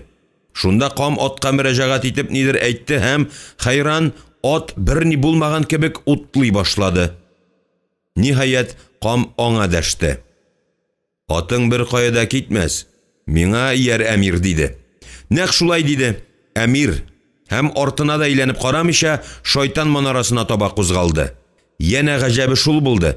Әмир хаҗи аңа карусыз буйсынды, аңа иярде. Ихтияр кеше юклыктан түгел, кызыксынып, ни булыр, ни белән бетәр икән бу танышу дип. Манара хәрабәгә әверелгән кызганыч бер хәлдә иде. Мәгәр якынайган саен манара Әмир күз алдында үзгәрә барган кебек булды. Аның зур-зур ташлардан игән диварлары, ярым түгәрәк ишеге күңелне үзенә җәлеп итә. Кайшандыр монда яшәгән, дөнья көткән кешеләрне күз алдына китерә иде. Кам манара янына җитте дә таягы белән дивар кырына төртте. Шундук җирдән шишмә тибеп чыкты һәм күз алдында юл ярып чылтырап ага башлады. "Эш шишмә суын", диде кам. Әмир карусыз тезләнде, куш учына көмеш кебек саф, боз кебек салкын су алды, иреннәренә якын китерде. Су аңа татлы да, бераз тозлырак та сыман тоелды. Әмир хаҗи әкрен генә күтәрелде, зәңгәр күккә карады, биек-биектә тилгән тибрәлә иде. Юк, Төшендә түгел бу хәл, өнендә. Камдашын, тик атын гына итмәде. Алай дисәң, шишмә кайдан? Чынлап та, сихри көчкә ияме бу кам, әллә күз буамы? Юк, бар ырымга, юрауга күбрәк хатын-кызлар ышанучан. Әмир хаҗи, Болгар камның гомере күп калмады. Мин сине күптән көтәм инде. Хәрабә булса да, керик манара эшенә. Сиңа күрсәтер төн юлларым, әйтер сүзләрем бар. Әмир карусыз аңа иярде. Борын заманда, ошбу якларда ни төрки, ни ширмеш яшәмәгән чакта, бирегә үзенең батыр алыплары белән Кубрат хан килеп чыга. Ошбу төбәккә баса да, тирә-юндәге манзарага карап тора. Һәм шунда Шулман елгасының иң биек ярына шатыр кырып кунарга карар кыла. Гадәти хәл, иртән торып, Тәңре тудырган көнгә дуга укырга дип, кояш чыгышка бакса, иге-чиге булмаган җир сулар, урман тугайлар күрә. Кубрат кыдрәткә ия кеше була. Алыпларына үзе басып торган төбәккә манара торгызырга куша. Манараны торгызалар, бер җәй шунда торалар. Ханның манараны ни сәбәпле ошбу төбәккә салдыруы билгеле, биредән ярты илне күзәтеп була. Манарада Кубрат ханның тамгасы бар. Хан киткән, тамгасы калган. Инде угланы Илхан Кыдрак бу төбәкләргә күчеп килгәч, манара янына карван-сарай салдырган. Үткән-сүткән сәүдәгәрләрдән җыем ала башлаган. Борынгы бабаларыбыз карван-сарайны төн иле капкасы дип атаганнар. Вакыт үтү белән бу төбәкләрдә юлбасарлар күренә башлый. Талау рәнҗетүгә түзмичә, алар Улуг хан салдырган карван-сарайны уратып үтәргә мәҗбүр булалар. Манарадан түбәндәрәк бакыр кайнатканнар, тора-бара шулар юлбасарга әверелгәннәр. Ил халыктан качып, тау куышларында яши башлаганнар. Бирегә туктаган сәүдәгәрләрне я үлтергәннәр, я елгага ташлаганнар. Берәү дә белмәгән тау куышында яшәгән бакыр кайнатучыларның кайдалыгын. Кешеләрне шайтан үтерә, манарада шайтан яши дип белгәннәр. Әнә шулай күзәтү манарасы шайтан манарасына әверелгән. Тора-бара халык биредән бөтенләй йөрмәс булган. Бакыр кайнатучыларның да күбесе үлеп беткән, бер ише читкәрәк китеп, Кашан инеше буена авыл булып утырган. Син әмир булып килгән Кашан каласының халкы борынгы бакыр кайнатучылар әдәмнәридер. Хәзер карван-сарайга сәүдәгәрләр туктамый. Кеше аяк басмагач, шишмә дә җир астына кереп кача. Шишмәнең дә җаны бар, әмир. Сандугач ишен эзләп сайрар, шишмә әдәм көтеп шелтерәр ди. Мин сиңа Кубрат хан авыз иткән, кул битен юып, Тәңре тудырган, аяз көнгә дуга кылган суы шифалы шишмә чыгарып бирдем, әмир. Сакла син аны. Улуг хан Кубрат бабабыз истәлеге итеп сакла. Манарага менсәң, Кашаның күренер, аяз көндә Болгар кала төсмерләнер. Атың Болгар дидең, кам. Нигә мин сине белмим? Камның аты буламы, әмир? Мин Тәңремезнең җирдәге вәкиледер. Сиңа тап булуымның сәбәбе шулдыр. Сине шәшкә ана дәвалады. Ул әүвәл манарага мен дә тирә-юнгә бак, әмир. Әмир хаҗи тар таш баскычлардан манарага менде һәм тирә-юнгә күз ташлауы булды, гүя күккә ашты. Ошып китәр сыман иде. Ерак-еракта, зәңгәр офык читендә Кашан каласы төсмерләнә. Иллә күпме генә күрергә тырышса да, Болгар каланы күрә алмады, әмир. Менә Шулман елгасы офык читендә зәңгәр җеп булып киреп югала. Елга өстендә 2-3 сәүдә карабы күренә. Әмиргә тиле бер уй килә. Карван сарайны торгызырга, манараны әйләндереп кирмән итәргә, тау куышын табып, бакыр базларын ашып, бакыр кайната башларга. Осталар табылыр. Кашан үз кулында, бакыр кайнатучыларның оныклары аның кул астында, хылык кебек һөнәрдә буыннан буынга күчә. Әмир хаҗи ашыга-ашыга түбән төште. Аскы якта аны кам көтеп тора иде. Әмир төшеп җитүгә, ул аңа кул изәде, артыннан барырга кушты. Түргәрәк үтүгә кам сихерле таягы белән диварга кагылды. Шундук кеше сыярлык кына ярык барлыкка килде.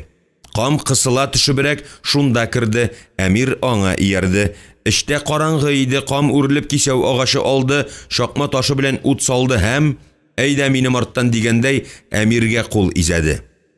Хәтереңдә калдыр, әмир хаҗи. Ушбу төн юлы урман ягындагы тирән упкынлы тарлавыкка барып чыгар, диде кам.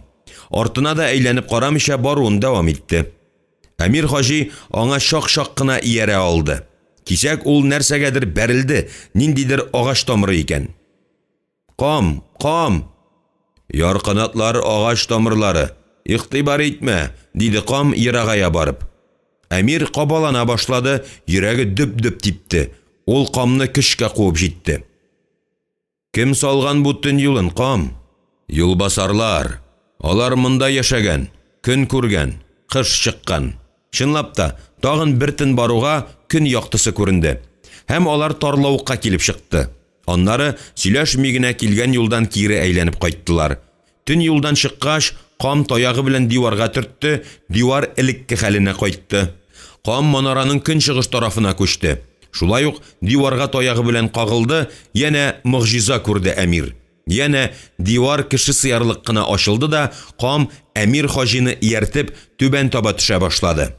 Караңгы, кисәү агачы сүнәр-сүнмәс леперди, кам үрелеп кенә икенче кисәү агачы алды, аңа ут салды. Кызурак атлап китте. Аяк астында су шыпылдый, түбәдән тамчылар тама, таш баскычлар тайгак, менә-менә тайып мәтәлеп китәрсең кебек. Җитәбезме инде, кам? Теге дәшмәде, һаман төшә бирде. Әмир хаҗиның зиһене сафланып киткәндәй булды. Бу камны күргәне бар ләбаса. Еш кына Кашан базарына килер, сүзсез генә халык арасында йөрер, артыннан бала-чага ияргән булыр, камаларга бөтенләй игътибар итмәс. Ил дөньядан ваз кичкән берәүдәй, кемнедер эзләр, иллә берәү янына да туктамас, сүз катмас. Нигә ул үзен Болгар дип атады? Аты чынлап та Болгармы? Аты чынлап та Болгар булса, бу кеше кайчандыр Шәшкә ананың ире булган булырга тиеш. Ире булмаганда якын кешесе. Алай булгач, нигә икесе илнең ике тарафында яшиләр? Шәшкә ана Ык елгасы буйларында, монысы Шулман буенда, ата-бабалардан калган манара хәрәбәсендә. Болгарга ислам һәм христиан дине таралгач, барча халык мәчет ширкәүләргә йөри башлагач, бил кайышына төрле шалтыравык савыт саба, башына бүре башы сөяге, түшенә кыңгыраулар таккан камга кәмит итеп кенә карыйлар. Ул хәзер халыкны бөтенләй кызыксындырмый. Кайчандыр бабалары инанган Тәңре бары тик телдә генә кала. Тәңре динен әле булса, халык күңеленә салырга өмет итеп, атын Болгар дип йөргән камга хәтта садака бирүчеләр дә юктыр. Хәер, ул үзе дә берәүдән дә садака алмый. Һәр нәрсәгә игътибар итми, ыгы-зыгы килгән халык арасында сабыр гына йөри дә йөри. Кайчан ул кисәктән бер ярлы янына туктый. Ярлының башында шалмасы, өстендә җиләне юк. Киндер күлмәгенең җиң очлары теткәләнгән, әмма ул мөселман. Ул үзен ярлы булса да камнан өстен күрә. Аңа югарыдан торып мискин итеп карый. Гәрчә алдына мискин бүреген куеп хәер сорашып утырса да. Кам исә аны кызгана, кирләнеп биткән мискин бүрегенә бер көмеш акча ташлый. Үзен камнан өстен санаган мөселман аңа баш ия рәхмәт укый, аннары ике кулын күтәреп, иреннәрен кыймылдата дуга кыла. Синең рәхмәтеңнән өй салып булса икән ул, ди аңа кам. Аш кешегә ипи бирсә икән Аллаң ди, һәм ярлы мөселманның мискин бүрегенә зур бер телем ипи куеп китеп бара. Ярлы мөселман авыз эченнән генә белгәнен укып, рәхмәт әйтә, яна дугасын укый. Әле булса сөйли базар картлары, имеш, борын заманда Болгар халкы Таман ярым утравында дөнья көткәндә, элек төп Тәңре исемен йөрткән камнар халыкның иң яраткан һәм хөрмәткә лаек кешеләре булган. Халык аларны ихтирам иткән, өй ишекләре аларга һәр чак ачык булган. Хәзер әнә камнарга ышанучылар калмады диярлек.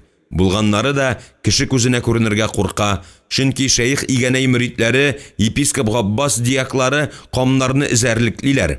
Кеше кара күрмәгәндә иблисләр дип агачка асып куярга да күп сорамыйлар иде. Хәтта шул кадәргә барып җиттеләр ки, илгә корылык, үләт кебек ширләр, яман яу килсә дә камнарны гаепләделәр. Аларны астылар, сөңгегә алдылар. Хан буларның берсен дә күрми, күрепме күрмәмешкә салыша. Шул сәбәпле булса кирәктер, камнарның күбесе урманнарда, тау куышларында шәйх игәнәй мөритләренең куллары җитмәгән җирләрдә яши. Соңгы көннәрен кичерә. Ары таба баскычлар бетте, кам да туктады. Куе яфраклар каплаган кеше сыярлык кына тишекне ачты. Аста су шаулы иде. Кам сүзсез генә кире борылды. Манарага җиткәч, яна әфсен укып диварга кагылды, дивар яна үз хәленә кайтты. Әмир хаҗи ашыга төшебрәк манарадан чыкты һәм янында камны күрмәгәч, шак кына кычкырып җибәрмәде. Әгәр дә мәгәр бу мәлдә Әмир хаҗига кояш тутылачак, дөнья бетәчәк, ахыр заман килде дисәләр, бу кадәр гаҗәпләнмәгән булыр иде. Ул йөгереп манара эченә керде, кам кагылган диварны этеп төртеп карады, мәгәр һич нинди ишек тә эз дә күрмәде. Әмир хаҗиның мизгел эчендә башына әллә ниткән уйлар килде. Ул монда кәрван-сарай сала, шайтан манарасын күзәтү урыны итә. Шулман елгасыннан түбән төшкән һәм югары күтәрелгән сәүдәгәрләр аның уч төбендә кебек булыр. Караплар бирдән 100 чакрымнан күренәчәк. Яу килгән дошманны әйтеп тә торасы юк. Шушы хәлдән соң Әмир хаҗи Болгар камны күрмәде. Кемдер аңа әйтте, имеш, шайтан каласына нигез салырга килгәч, җир астыннан диярлек кам килеп чыга һәм кала нигезенә үзен тиреләй күмәргә куша. Ташчылар аннан көләләр, инде кам үзе нигез өчен казылган чокырга кирип яткач, ни кылырга белми аптырап калалар. Шунда ташчылар янына кала салырга фатиха бирергә килгән шәйх игәнәй булар янына килә һәм иблисне күмгән кешенең урыны ыжмахта булыр дип камны күмәргә куша. Мөселманнар арасында ыжмахка керергә теләүчеләр бик тиз табыла. Шулай итеп, Болгар кам шайтан каласы нигезенә күмелә. Шул хәлдән соң икенче көнне үк Әмир хаҗи Хәрәбә манара төбәгенә кала салырга рөхсәт сорап, атасы Сәлим хан янына барды. Атасы аны теләми генә кабул итте. Атасының Үлдәмир кенәзе Андрей Боголюб белән мукшы һәм Ирҗә җирләре өчен бәхәскә кергән чагы. Кәефе юк, угланының теләген тыңлап бетерер-бетермәс үк сала бир диде. Әмир хаҗи шайтан каласына кермәде. Ат тизгененнән тотып, яр буйлап йөри уйлана торгач, кайтып китәргә булды. Шайтан каласына нигәдер аягы тартмады.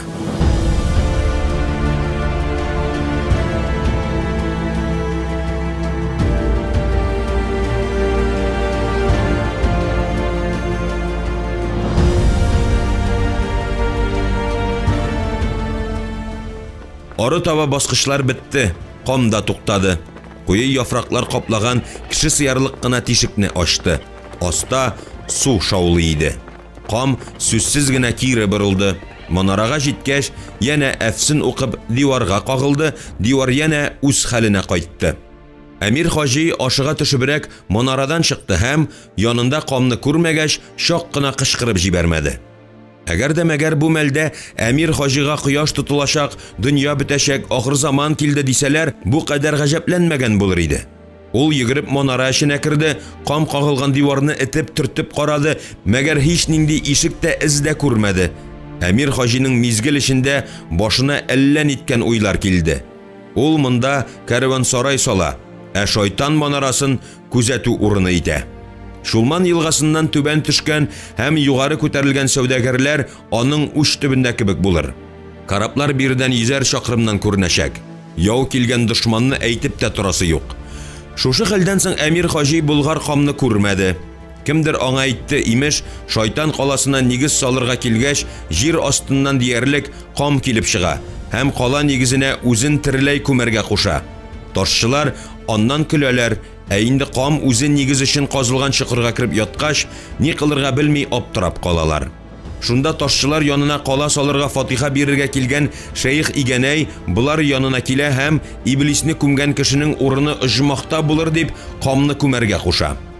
Мөселманнар арасында ыжмахка керергә теләүчеләр бик тиз табыла. Шулай итеп, Болгар кам шайтан каласы нигезенә күмелә. Шул хәлдән соң икенче көнне үк Әмир хаҗи Хәрәбә манара төбәгенә кала салырга рөхсәт сорап, атасы Сәлим хан янына барды. Атасы аны теләми генә кабул итте. Атасының Үлдәмир кенәзе Андрей Боголюб белән мукшы һәм Ирҗә җирләре өчен бәхәскә кергән чагы. Кәефе юк, угланының теләген тыңлап бетерер-бетермәс үк Сала бир, диде. Әмир хаҗи шайтан каласына кермәде. Ат тизгененнән тотып, яр буйлап йөри уйлана торгач, кайтып китәргә булды. Шайтан каласына нигәдер аягы тартмады. 19-нчы бүлек. Көн үткән сайын Кәтип Хафиз өчен дөнья тарая барды. Казан кирмәненнән кайтканнан соң атна гомер үтеп тә китте. Сәлим хан аны шакырмады да шакырмады. Иллә бу хәл озакка бармас, тиздән ул Сәлим хан алдына басар. Аның тарафыннан булмаса да явызлык кылынды. Вәзир Исхак хан оныгы Галине яңа кала нигезенә корбан итте. Күп тә үтмәс, ул төбәккә меңләгән ташчыларны куып китерерләр һәм Гали улан күмелгән Шияле тауга сарай торгыза башларлар. Сарайны оста Алпар углы Дәүрән сызымнарына карап салачаклар икән. Кәтип Хафизга моны Камай әйтте. Сарай корты Камай белми буламы? Димәк, дөрес. Әйе, кала күтәрелер, тиздән ул төбәккә төрле илләрдән сәүдәгәрләр агыла башлар, базар урамнары умарта күчедәй гөжләп торыр. Ләкин берәү дә биредә булган фаҗиганы искәрмәс. Белгәннәре дә дәшмәс, чөнки ханның нәфрәтеннән куркыр. Хәер, Сәлим хан анда булганнарның берсен дә исән калдырмас. Шаһидләрнең барысыннан да арыныр. Хәтта Кәтибе Хафиздан да, чөнки ул да анда булган хәлләргә шаһид. Алайда Кәтип Хафиз тыныч иде. Гали уланның исән-имин булуын фақат ике генә кеше белә. Ул да сәүдәгәр Биккыл. Кәтип Хафиз утлы табага бастырсалар да, бу турыда бер кемгә дә әйтмәс. Биккыл яна дәшмәс. Башкалар күрмәде, кан барысында җиренә җиткереп эшләде. Кайтырга чыккач та, юлда чакта да, Болгар калага җитәрәк тә, һәммәсе дә Гали уланның яңа кала нигезенә корбан ителүен сөйләделәр. Хәтта бу хәлнең алай түгел икәненә инанган Кәтип Хафиз да курка калган иде.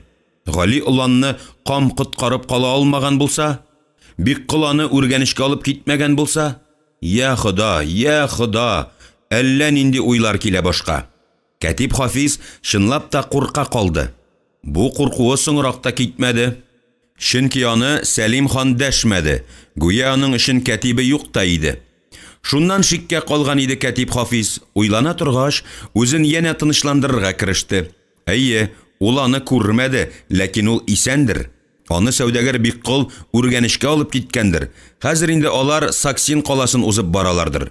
Әлбәттә, Гали улан һич ни аңламый калгандыр. Соңрак Биккыл белән юлга төшкәч, тегесе барысын да аңлаткандыр. Барысын да уен итеп кенә кабул иткән улан үртәлеп елап алгандыр. Аннары тынычлангандыр. Чөнки ул чынлап та яңа кала нигезенә корбан ителергә тиеш булганын һәм моны эшләргә кем дә булса түгел, бабасы Сәлим хан үзе буйырган икәнен аңлагандыр.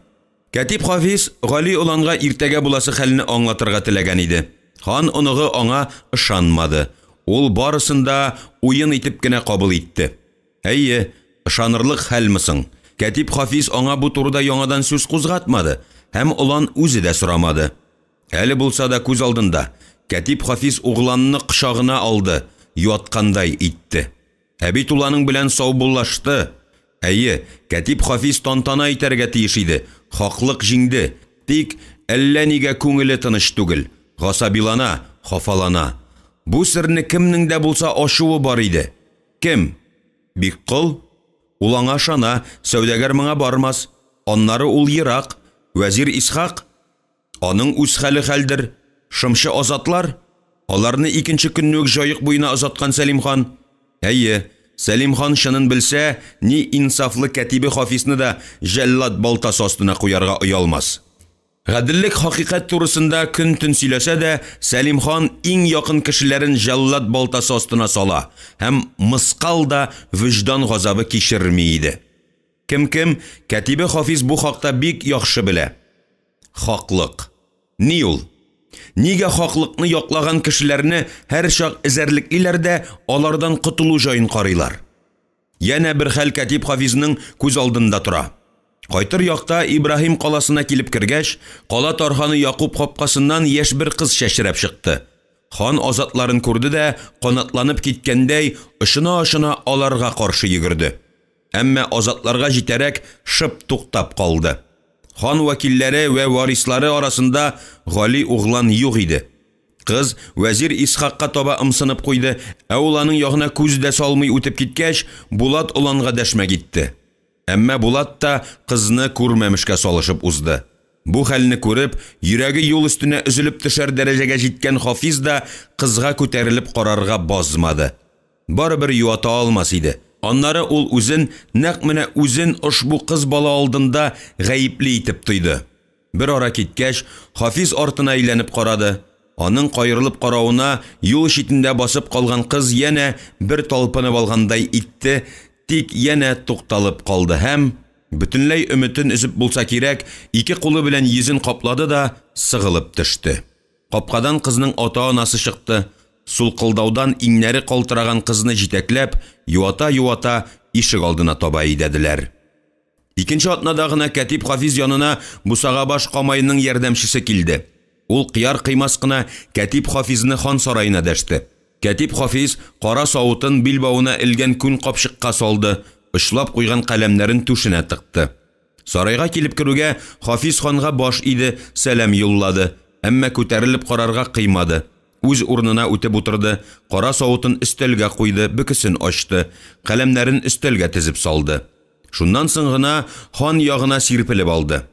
Ханның шапаны астыннан кызыл итеге күренә. Шапаны яңа, көмеш һәм алтын җепләр катыштырып тукылгангамы җем-җем итә. Ханның башында кеш тиресе белән кайылган бүрек, бүрекнең өске ягы затлы асыл ташлар белән бизәлгән, кулында кам таягы. Кәтип Хафиз белә, бу таяк бик күп сергә ия. Таяк затлы ташлары белән бизәлгән, таяк дык итеп идәнгә кадала икән, димәк ханның кәефе юктыр. Ә инде хан кулындагы серле таяк алдына килеп баш ырган кешенең аркасына йомшак кына кагыла икән, ханның сиңа киңәше бар, башын күтәр дә диккать белән тыңла. Таяк ханның тәхетенә сөялә икән, тыныч бул, борчылма, гасабиланма, ханның кәефе күтәренке, йомышың йомышларга ашык. Менә ничә ел инде Сәлим хан янында Болгар тарихын язып утырган Кәтип Хафиз өчен буларның берсе дә сер түгел. Әмма ханның хикмәтле хәлләрен белмәгән кешеләр дә килгәле иде тәхет каршына, ялгышып куючылар да бар.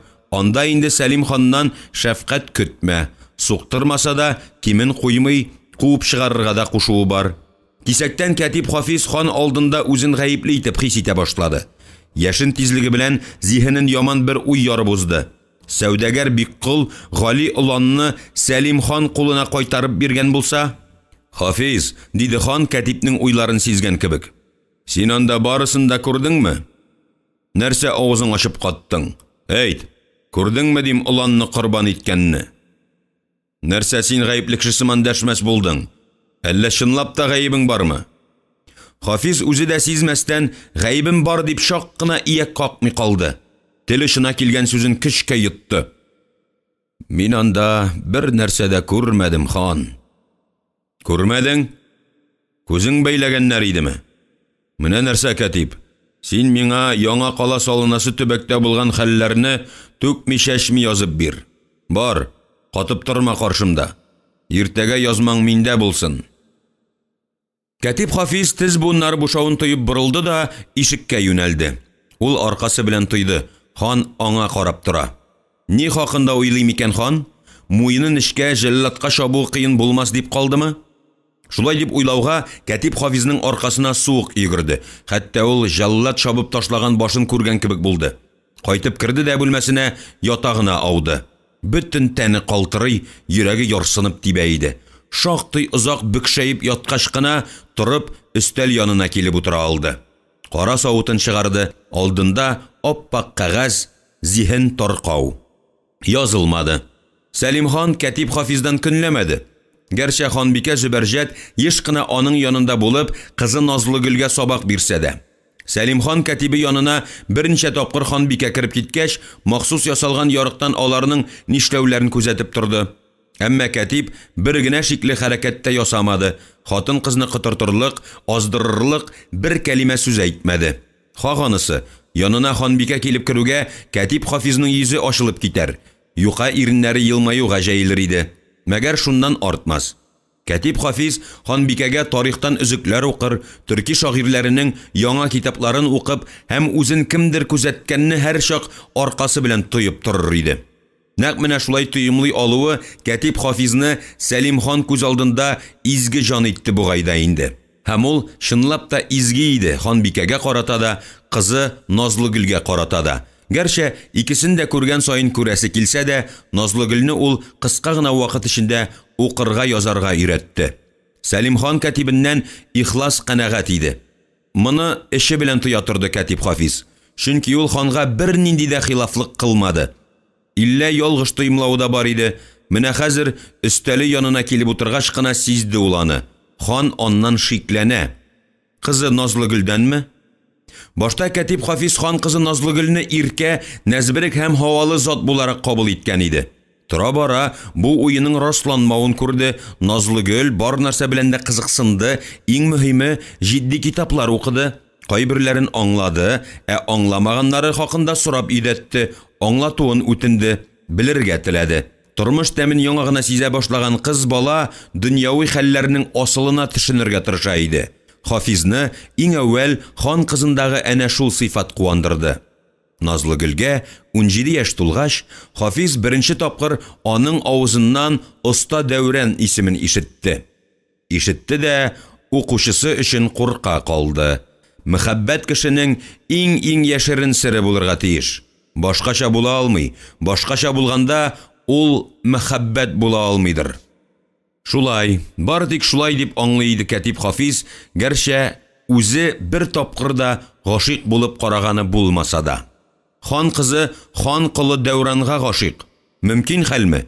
Сәлим хан өчен һич тә мөмкин хәл булмаса да, Кәтип Хафиз өчен мөмкин хәл иде бу. Чөнки ихлас мөхәббәт дәрәҗәләр белән исәпләшми, аның үз кыйбласы, үз карашы бар. Әйе, хан кызы Назлыгөл Оста Дәүранга гашыйк. Тарих китабына бу хакта яза ала идеме Кәтип Хафиз? Юк, чөнки китапны вакыт-вакыт Сәлим хан соратып ала, укый һәм үзенә ошамаган хәлләр хакында язылган юлларны яңадан язарга куша. Шуның өчен Кәтип Хафиз үзенә бер дәфтәр тота. Булгарда булган хәлләрнең иң кызыкларын ул шул дәфтәргә терки бара. Әле дә ул тарих китабын бер читкә алып куйды, ләкин яза алмады. Алдына салган оппак кагазны да читкә этәрде һәм өстәлгә яшереп куйган дәфтәрен алды, каләменә үрелде. Я Алла, Мөхәммәд Расулулла, хикмәтле хәлләр хакында язам. Кичерә күр бәндәңне. Я Раббы, барысы да синең кулдадыр. Берәүләрне хан итүдә, икенчеләрне кол итүдә. Елдан ел Сәлим хан халыкка ясак салуны арттыра бара, яңадан яңа кирмән калалар торгыза, күпләп корал ясата.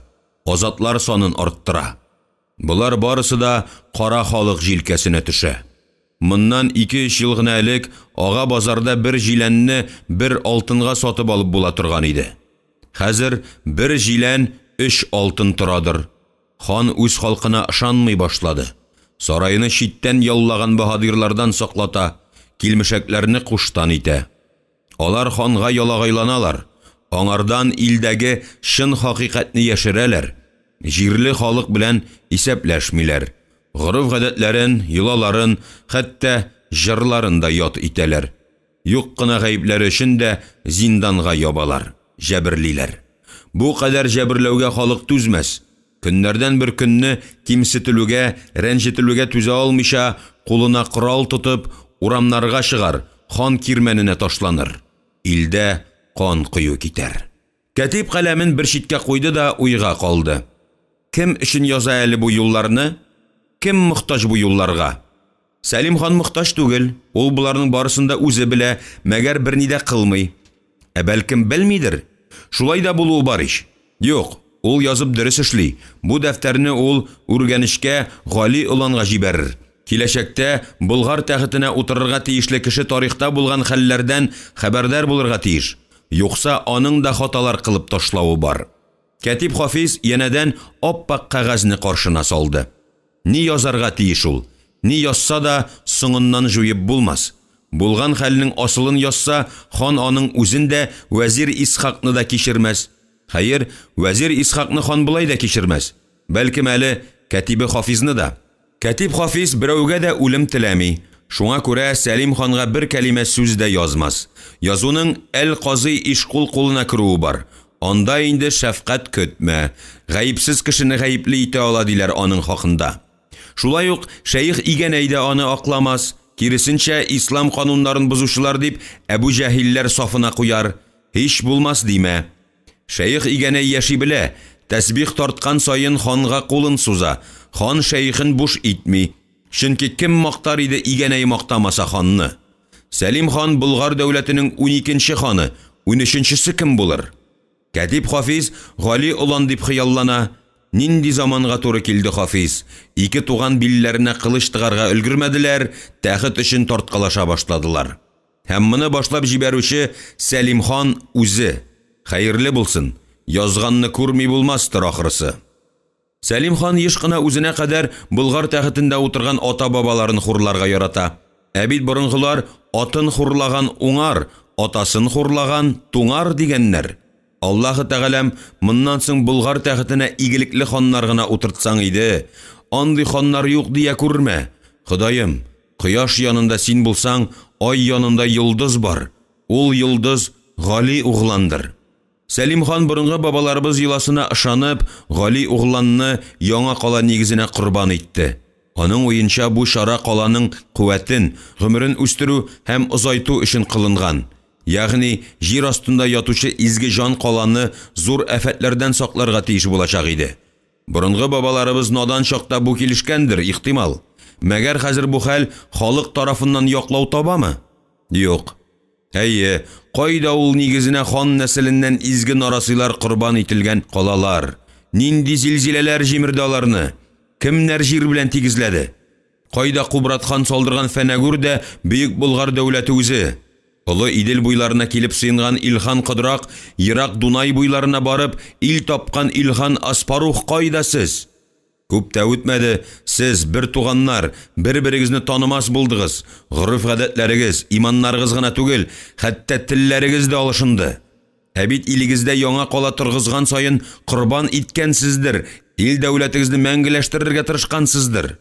Хәер, еракка китсәк, тагын да әрнүлерәк хәлләребез. Кайда батырлыгы телдән телгә җырланып килгән бөек Атиллыбыз? Кайда Төрки дөньясын берләштерергә йөргән һәм шул юлда һәлак булган Илтабар, Күлтәгин ырулары? Кайда сез, хөрмәткә ия Кубрат бабабыз? Кайда синең азак диңгез ярларына сыйнган болын тугайларың, иксез чиксез далаларың? Угланнарыңа җирләрен бүлеп бирдең дә, үзең урыш кырында ятып калдың. Идел буена күчеп килгән Кыдрак Илханы ыруы ислам динен кабул итте. Ошбу дин халык күңеленнән синең исемеңне җуйдырды. Бүген исә монда халкыңа ят булган ком шүлләрендә туып, илеңә нәмәгълүм пәйгамбәрләр исеме яңгырый. Килер бер көн, Сәлим хан, синең исемеңне дә онытырлар. Ел санында яңа дин нәүбәтеннән башларлар. Хәзер инде барысы да үзгәрде. Ашаган ризыкларына кадәр үзгәрде. Тоткан иманнары хакында әйтеп тә торасы юктыр. Гасырлар буе төрки телдә сөйләшкән Болгар, Болгарны аңламас булды. Үз чыгышыннан ваз кичкәннәре дә аз түгел, камиллек китте халыктан. Ни ул камиллек дип сорамагыз? Әйтеп бирә алмам.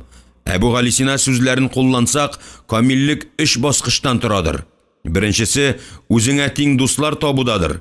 Икенчесе, синең тарафтан ошбу якты дөньяда хыялга бай, һич югы бер фикер иясе тәрбияләп калдырудадыр.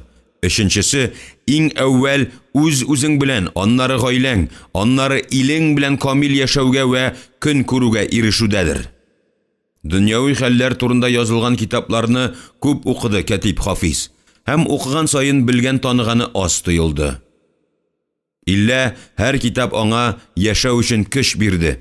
Киләчәккә өмет өстәде. Күңелендә изгелеккә омтылу хисе уятты. Дөньяви хәлләрне башкаларга караганда күбрәк белсә дә, хатын-кыз янында гүя үсмер иде Кәтиб Хафиз. Ул хәтта аларга туры карарга уялды. Юк, бу курку түгел иде. Һич юк.